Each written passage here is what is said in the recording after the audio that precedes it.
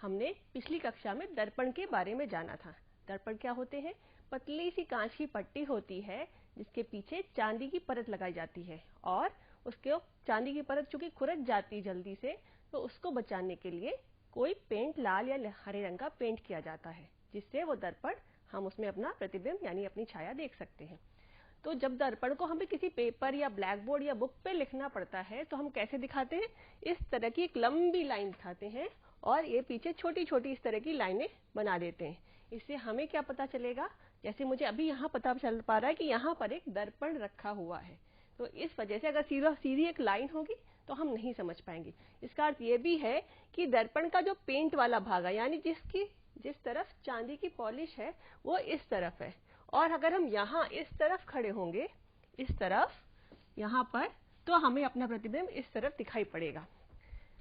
जैसे अगर हमने अपना हाथ इधर लगाया तो प्रतिबिंब किधर हो दिखाई पड़ेगा? इस तरफ दिखाई पड़ेगा। जो हमारा समतल दर्पण होता है उसका एक गुण होता है, उसको कहते हैं पार्श्व प्रतिबिंब। इसका अर्थ क्या है कि अगर हम ये वाला अपना हाथ उठाएंगे और हम शीशे में देखेंगे तो हमें ये वाला हाथ दिखेगा। पार्श्व का मतलब क्या है? बगल वाला। पार्श्व का क्या कहेंगे? पार्श्व का अर्थ क्या समझेंगे? बगल वाला। यानी अगर हमारा ये हाथ है तो इसके बगल जो हाथ है, यानी ये इस हाथ का हमें प्रतिबिंब दिखाई पड़ता है। तो इस गुण को क्या कहा गया? पार्श्व परिवर्तन। अंग्रेजी की वर्णमाला में क्या क्या अक्षर होते हैं? ए, बी, सी, डी। तो अगर हम इनको समतल दर्पण में देखें तो कैसा दिखाई पड़ेगा? देखिए यहाँ पे, ये देखिए यहाँ पे ABCD लिखा है। इसको हम ये हमारे पास छोटा सा दर्पण है, इसमें हम देख रहे हैं। ये देखिए ए कैसा दिख रहा है? ए बिल्कुल ए जैसा दिख रहा है, लेकिन बी, सी, डी, ई, एफ ये सब उलट गए। तो ये क्यों उल्टे? क्योंकि इसमें यहाँ पर क्या हुआ? पार्श्व परिवर्तन। देखिए ये ए जो शब्द था, ए का अक्षर ये ए जैसा ही दिखा, लेकिन जो बी अक्षर है ये उलट गया। सी, डी, ई, एफ, जी ये सब उलट गए। इसी तरह से फिर एच हमारा हमें उल्टा हुआ सा, यानी पार्श्व परिवर्तन हुआ सा नहीं दिखाई पड़ता। आई भी नहीं दिखाई पड़ता। फिर ये जे, के, एल और एन ये हमें फिर से उल्टे हुए से दिखाई पड़ते हैं, और ओ नहीं, ऐसा उसका पार्श्व परिवर्तन नहीं होता। पी, क्यू, आर, एस ये हमें उल्टे हुए से दिखाई पड़ते हैं। यू और टी हमें नहीं उलटते हुए से दिखते हैं।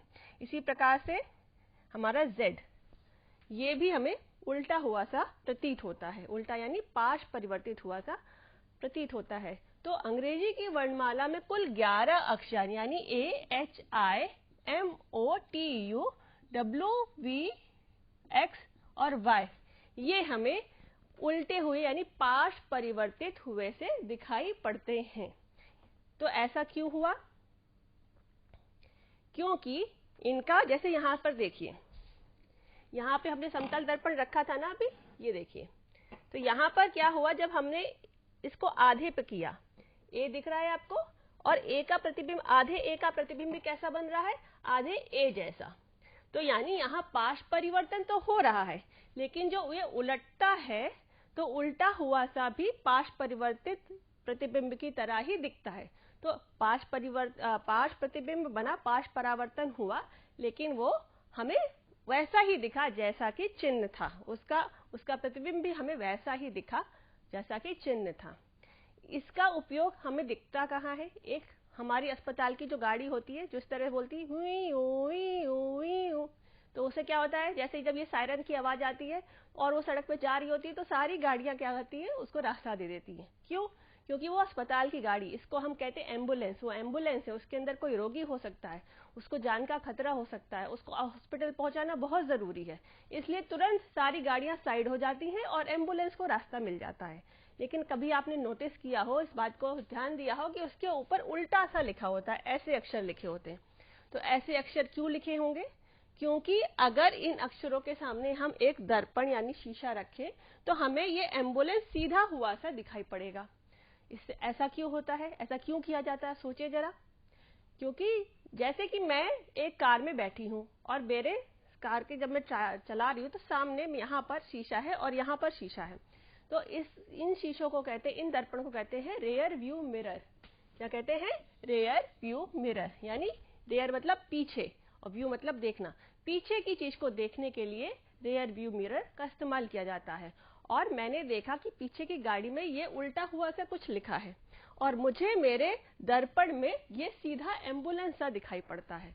जब इस प्रकार एम्बुलेंस दिखाई पड़ती है तो मुझे पता चल जाता है कि अरे पीछे तो एम्बुलेंस आ रही, इसको जाना बहुत जरूरी है, तो मैं अपनी गाड़ी साइड में कर लूंगी। इस प्रकार से जो एम्बुलेंस की गाड़ी है उसको हॉस्पिटल पहुंचना वो जल्दी से पहुंच जाती है। जैसे देखिए यहाँ पर ये गाड़ी है और इसमें एम्बुलेंस सीधा दिखाई पड़ रहा है। क्यों? क्योंकि ये जो शीशा है, दर्पण है गाड़ी का, इसमें हम एम्बुलेंस को देख रहे हैं। तो जैसे ही हम देखते हैं तो जो गाड़ी वाला है वो साइड हो जाएगा और एम्बुलेंस को जाने का रास्ता मिल जाएगा। बच्चों, हमने जाना था कि दर्पण दो प्रकार के होते हैं, एक समतल दर्पण और एक गोलीय दर्पण। समतल दर्पण तो वो होता है वो ही शीशा है जिससे हम अपने आप को संवारते हैं, अपने बाल बनाते हैं, वो जो हमारे घर में दर्पण है वो समतल दर्पण होता है। तो आपको लगेगा कि गोलीय दर्पण क्या है, मैंने तो गोलीय दर्पण देखा ही नहीं। नहीं बच्चों, ऐसा नहीं है। हमारे चारों तरफ बहुत सारे गोलीय दर्पण होते हैं पर हम उनका ध्यान नहीं देखते। जैसे कि ये देखिए, ये क्या है, ये एक चम्मच है। तो अगर हम इस चम्मच को इस तरफ से देखते हैं, इस तरफ से, तो ये एक अवतल दर्पण की तरह कार्य करती है। और इसको अगर हम इस तरफ से देखते हैं तो ये उत्तल दर्पण की तरह कार्य करती है। इसका फर्क क्या है ये देखिए। इसको हमने देखा, यहाँ पर ये छोटी सी गुड़िया है।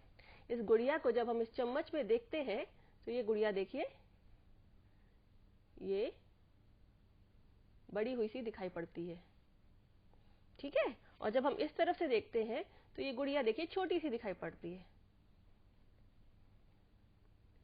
ठीक। तो जब जो उत्तल दर्पण होता है, जो इस तरफ का जो भाग है उत्तल, यानी उठा हुआ जो तल है, उत्तल उठा हुआ तल, इस तरफ जो प्रतिबिंब बन रहा है वो छोटा बन रहा है और इस तरफ यानी जो गहराई में है ये अवतल दर्पण की तरह कार्य करती है।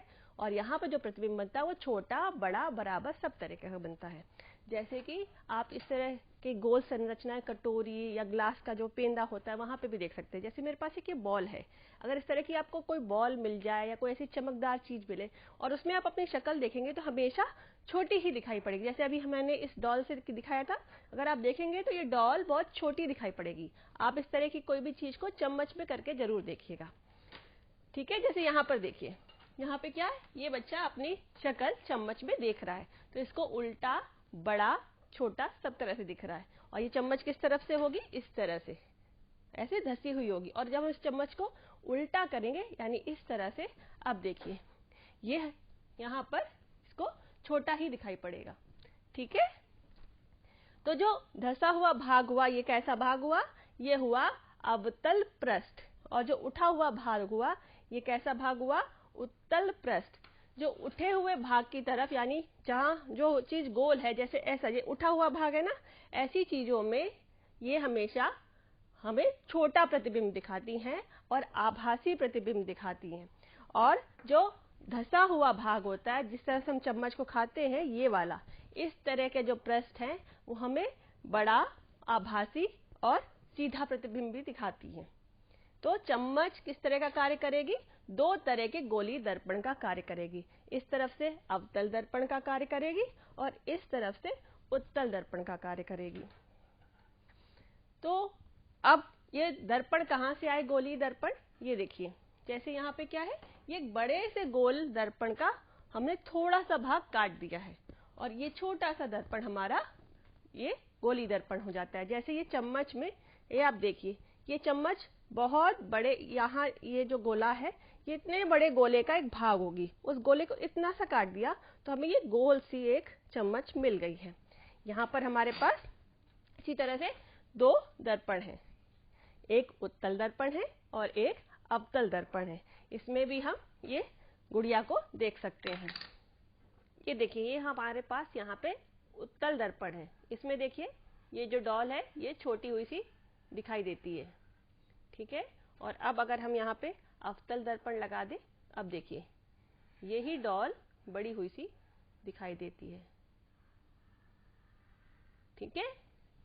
तो उत्तल दर्पण और अवतल दर्पण से बनने वाले जो प्रतिबिंब होते हैं ये किसी न किसी बड़े गोले का भाग होते हैं।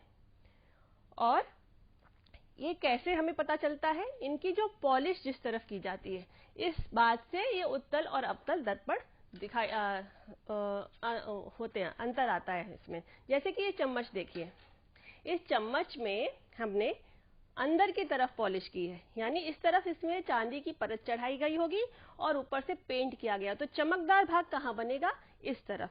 तो ये उठा हुआ भाग ये क्या कहलाएगा? उत्तल दर्पण। और उसी तरह से अगर ये पॉलिश उसके उठे हुए भाग में की गई है तो चमकदार भाग कहाँ बनेगा? इस तरह से धसे हुए की तरफ बनेगा, धसे हुए पृष्ठ की तरफ, और ये दर्पण कहलाएगा अवतल दर्पण।